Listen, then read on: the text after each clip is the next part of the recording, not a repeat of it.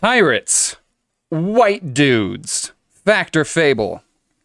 Pirates, bunch of white dudes. Fact or fable? I'm going to go with Fable. Fable.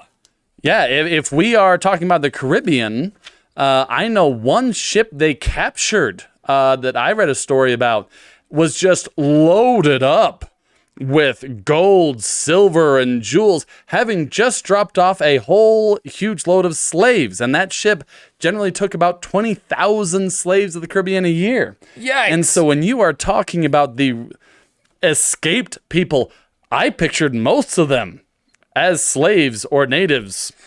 So yeah, no, I definitely pictured more of a escaped slaves trying to get there sort of thing. Low numbers. Well, except for the people that claim that okay, there's problematic things. There were a lot of horrifically racist historians. Hi, Cody. Not in reference to horribly racist historians. I'm sure you're very nice. Sorry. Bad timing. So disregarding horrifically racist historians, which there are a bunch, the farther back you go, the worse it gets. The low numbers put it at about 1 in 4 pirates being black. Sam Bellamy with his crew of about 70, 30 of them were black. Blackbeard, at his height, he had 250 pirates. About 70 of them were black. After everything fell apart for Blackbeard, he lost the Queen Anne's Revenge. Everything went down. He ended up actually dumping a bunch of his crew. He left with only 100 men. 60 of them were black. And les pièces de résistance, Blackbeard himself may have been of mixed race. Sweet. All right, another one. Another one. Parrots. Fact or fable? Ooh, fact or fable on the parrots. I'm going to guess fable. Seems like they would have a lot to do to try to take care of an animal on board. So I'm going to say fable. Fable. But I hoped it was true. I said fable. I was really, really hoping fact. Only for pirates.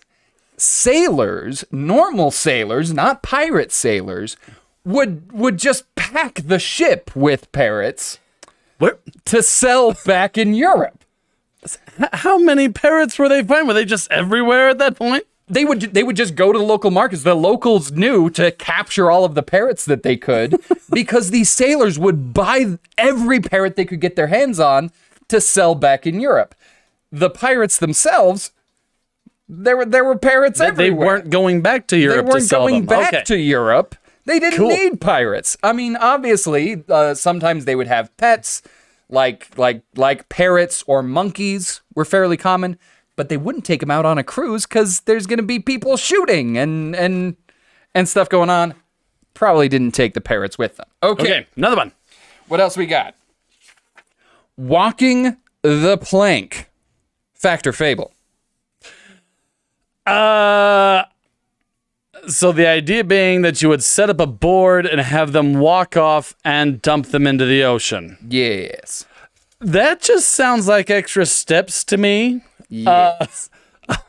And I think we've kind of covered they really like the whole torture thing, and so I'm guessing that by the time they just threw somebody over the edge, they probably weren't in much of a walking state. So I'm going to say false.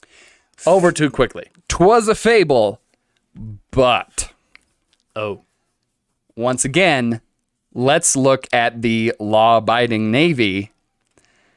Sending somebody out on a plank with a rope tied around them would be the first step of keel hauling. I have heard of keel hauling and knew that was a real thing. Absolute nightmare. Pirates didn't do it. At least not the Golden Age, boys.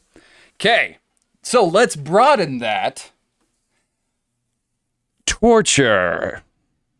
Pirates torturing their victim. Fact or fable? Okay.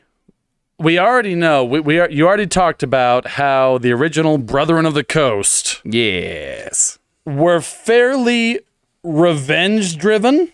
Yes. So maybe not Blackbeard and his boys, or our classic Golden Age pirates, but for those original Brethren of the Coast, I'm gonna say yes. I'm guessing if they captured Spanish, there was some torture going on. You are 100% correct. There, I am nailing this. there are some reports of actually, I don't want to say minor torture. I don't want to trivialize. Just a little torture. No Recreational, good really. torture. Hashtag no good torture. But the Golden Age boys didn't really believe in it, right? They believed in intimidation more than actual, pain and suffering. But the Brethren, the most famous, and I'm going to just breeze through this very quickly, but the great example is Francois L'Olonnais, who was not a pirate, he was a privateer, but he famously cut a man's heart out and ate it in front of the other prisoners, and then violently projectile vomited, which made his crew laugh. And then he spent the next several minutes chasing around other people trying to get them to eat the heart so that they could see it's not as easy as it looks. Would have been such a metal moment, except for, his delicate stomach. L'Olonnais, you poser. You poser.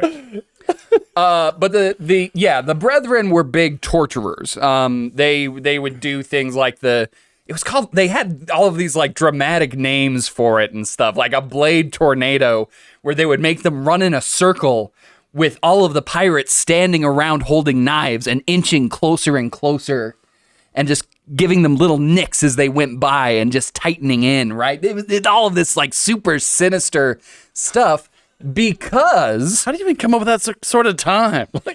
Because the Spanish that they were facing off against were at the height of the Spanish Inquisition, right? It was the Silicon Valley of torture, right? You had the Spanish Coming up with Inquisition the real cutting edge stuff. The cutting edge stuff. Pun intended. So yeah, you had this confluence of torture ideas at that time. So, but on the other hand, the Golden Age boys, there is no record of Blackbeard, very famous, very feared pirate, ever killing a single person until the day he died. The day he died, he killed a bunch of people. But until that day, there is no record of him or his crew ever killing anyone. Well, his crew, actually, I'd have to check that.